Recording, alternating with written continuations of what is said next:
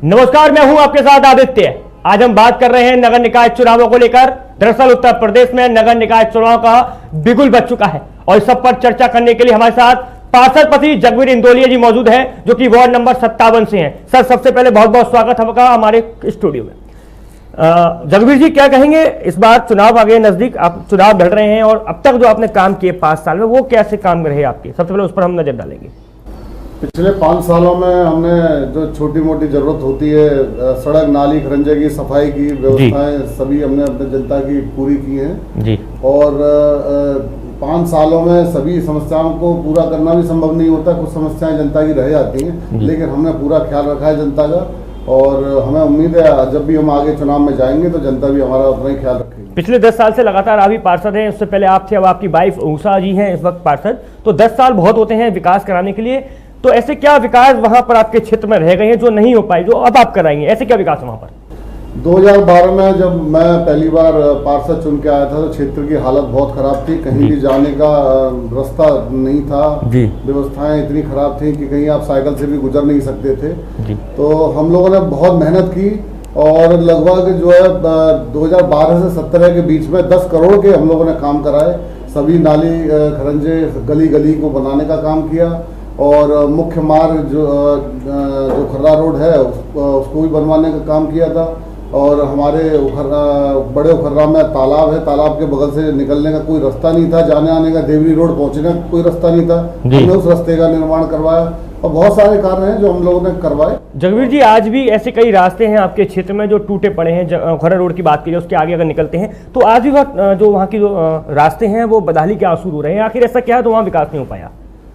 मैं आपको बताऊं कि खर्रा रोड जो है पीडब्ल्यूडी का रोड है और ये नगर निगम के बजट से नहीं हो पाता है, क्योंकि हम लोगों को 20-30 लाख का बजट मिलता है और इस रोड को बनवाने के लिए कम से कम 15 करोड़ का प्रोजेक्ट बनवाया गया था, जो कि शासन से पास होना है, जिसके लिए विधायक और हमारे सांसद जी को प्रयास करने चाहिए, लेकिन वो कहीं दिखते नहीं है और न ही कभी आते हैं और न जनता की समस्या को सुनने की कोशिश करते हैं। जगवीर जी, एज अ पार्षद होने के नाते आपका भी दायित्व बनता है कि आप क्षेत्रीय जनता की समस्या को दूर करें। आप कभी विधायक के पास गए, अपनी आवाज को आप कहीं ऊपर उठाए, वहां कहीं आपने प्रयास किया, कहीं किसी के पास गए हों, उन्होंने आपकी बात नहीं सुनी? तो ऐसा कौन व्यक्ति जिन्होंने आपकी अब तक बात नहीं सुनी है?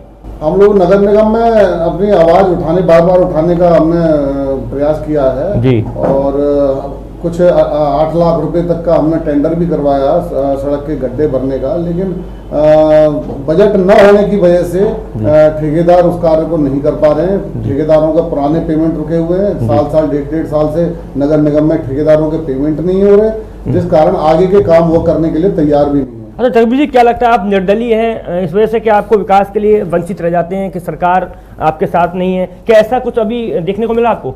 हाँ, ऐसा देखने को मिलता है। जो निर्दलीय विधायक या दूसरी पार्टी के विधायक होते हैं उनके साथ में सही बर्ताव नहीं किया जाता, तो ये सरकार की मानसिकता को दर्शाता है कि मानसिकता ठीक नहीं है और हम लोगों को केवल जो है विकास कार्यों पर ध्यान देना चाहिए, जनता के विकास कार्यों पर ध्यान देना चाहिए।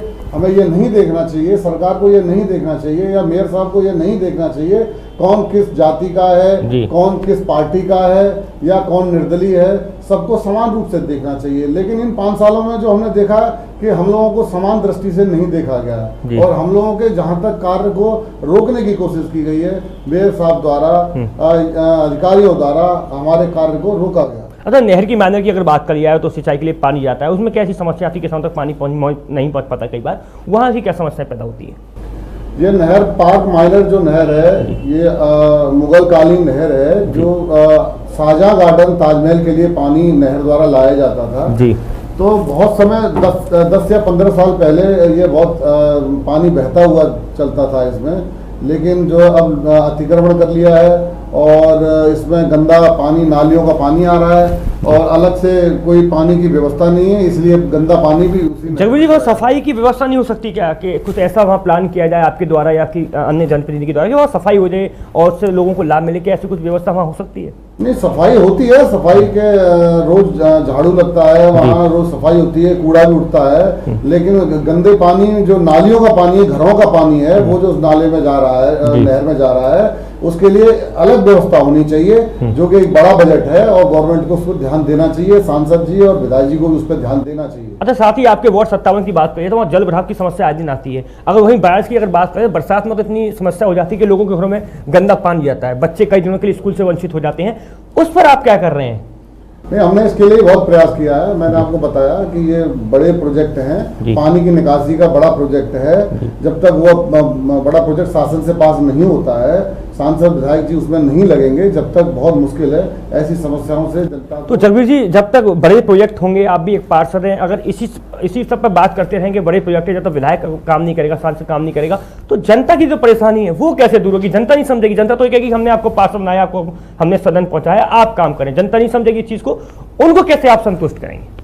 हम जनता को इस तरह से संतुष्ट करते हैं। जनता समझती भी है कि एक पार्षद सबसे छोटी कड़ी होता है, गांव का प्रधान या पार्षद होता है बहुत छोटी कड़ी होता है। इन लोगों को जो बजट मिलता है वो बहुत कम मिलता है, उस बजट में इतने बड़े काम नहीं हो सकते। इन चीजों को जनता भी समझती है, जनता भी पढ़ी लिखी है। आजकल समझाना जनता को कितना मुश्किल काम नहीं है, वो जानते हैं, क्योंकि सांसद विधायक कभी उन्हें दिखाई नहीं देते। जब भी वो जाते हैं तो केवल उन्हें पार्षद ही नजर आते हैं, नजदीक में वही रहते हैं, तो छोटी मोटी समस्याओं के लिए उनके पास जाते हैं, लेकिन उन्हें पता है कि सांसद विधायकों को ये काम करना चाहिए। अरे जगबीर जी, नवीन जैन की अगर बात कर ली जाए तो उन्होंने नवीन आगरा, क्लीन आगरा, स्वच्छ आगरा, इसका तो बहुत नारे दिए हैं और आगरा को स्वच्छ किया है। आपको क्या कितना लगता है कि आगरा कितना स्वच्छ हुआ है? क्या लगता है, उनकी बातों में दम है? नहीं, मुझे नहीं लगता कि उनकी बात में दम है, और उन्होंने केवल अपना कमला नगर और अपने घर के आसपास को चमकाने का कार्य किया है। और आप दूसरे वार्डों में जाएंगे तो इतनी सफाई व्यवस्था नहीं है जितनी होनी चाहिए, इतनी सुविधाएं हम लोगों को नहीं दी जाती हैं जितनी मिलनी चाहिए। जगबीर जी, अगर बात कर लिया है, नामांकन प्रक्रिया शुरू हो चुकी है, आगरा में कैसा मेयर आप दिखना चाह रहे हैं कि ऐसा मेयर हो जो हमारी बात सुने, आपकी बात सुने? ऐसा कौन सा मेयर चेहरा आपके नज़र में आ रहा है? नहीं, ये पार्टी का विषय है। जो पार्टी अपने कैंडिडेट को लड़ाना चाहती है, जिस तरीके का व्यक्ति वो देना चाहती है आगरा को, वो पार्टी का विषय है। और हमारी नज़र में एक ऐसा मेयर होना चाहिए जो सबको, सभी पार्षदों को, सभी 100 पार्षदों को समान नज़र से देखे, सबको बराबर काम उनको उनके क्षेत्रों में होना चाहिए, ताकि पूरी आगरा जो है खुशहाल रहे। अच्छा जगबीर जी, अगर बात करिए भाजपा की, सपा की, बसपा की, तो कौन सी ऐसी पार्टी है जो सबसे ज्यादा निर्दलियों को सपोर्ट करती है? आपको ऐसा, आपको लगातार निर्दलीय रहे हैं, तो कभी आपको ऐसा लगा होगा 10 सालों में कि हाँ साहब ये पार्टी जो है वो हमारा काम आसानी से करती है? तो ऐसी कौन सी पार्टी आपकी नज़र में है? नहीं, पार्टी, किसी पार्टी के विषय में मैं ऐसा नहीं कह सकता, क्योंकि सभी पार्टी अच्छी भी होती हैं। पार्टी के लोग जो होते हैं उस पार्टी को खराब करते हैं। पार्टियां सभी अच्छी होती हैं, तो हम तो यही कहेंगे कि कोई अच्छा व्यक्ति आए भारतीय जनता। फिर भी आपके जहन में एक नाम चल रहा होगा कि हाँ इस व्यक्ति को अगर ये मेयर बनता है तो हो सकता है कि इस क्षेत्र की समस्या दूर हो। ऐसा कोई व्यक्ति आपकी नज़र में तो होगा?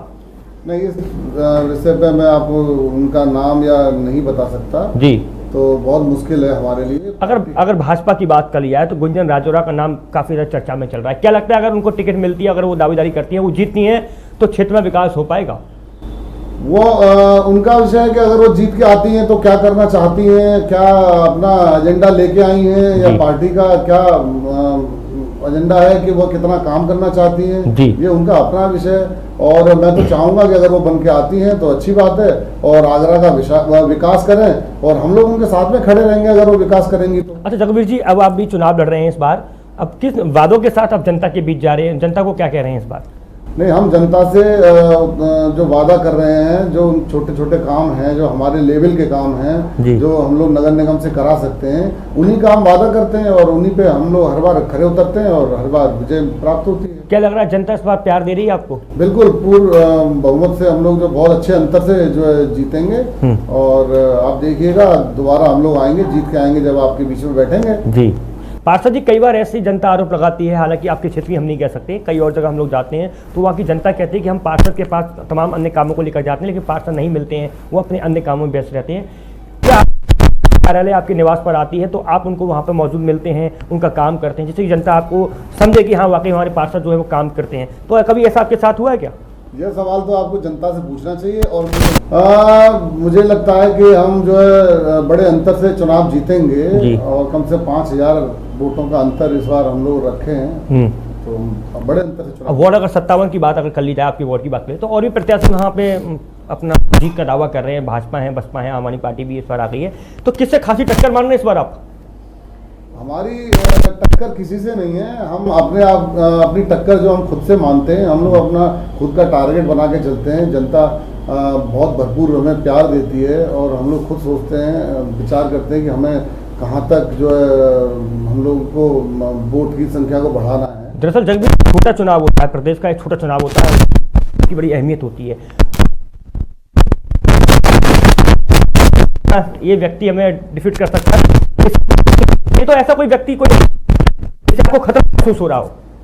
देखिए, खतरा तो पिछले 2 बार से हम लोग चुनाव लड़ रहे हैं, निर्दलीय चुनाव लड़ रहे हैं, तो खतरों से तो घबराने वाले नहीं हैं। अगर खतरों से घबराते तो ये बड़ी बड़ी पार्टियां हैं और अब तक जो है हम लोगों को हरा चुकी होती। लेकिन 2 बार लगातार चुनाव जीतना और बड़े अंतर से, दुगने अंतर से चुनाव जीतना, ये हमारी जनता के लिए भी गर्व का विषय है और हमारे लिए भी गर्व का विषय है। अच्छा, आम आदमी पार्टी इस बार उतर रही है, वार्डों में बड़े बड़े वादों के साथ उतर रही है, क्या कुछ खतरा महसूस हो सकता है आपको इस बार आम आदमी पार्टी से? हमें किसी से कोई खतरा नहीं है और हम अपना काम करते हैं, केवल अपने काम पे ध्यान देते हैं और जनता हमें प्यार देती है, बस इतना ही जो है हम लोग। अच्छा जगबीर जी, एक आखिरी सवाल आपसे ये पूछूंगा, इस बार जब नामांकन करने आप जाएंगे तो किस तरीके से जाएंगे और कब जा रहे हैं?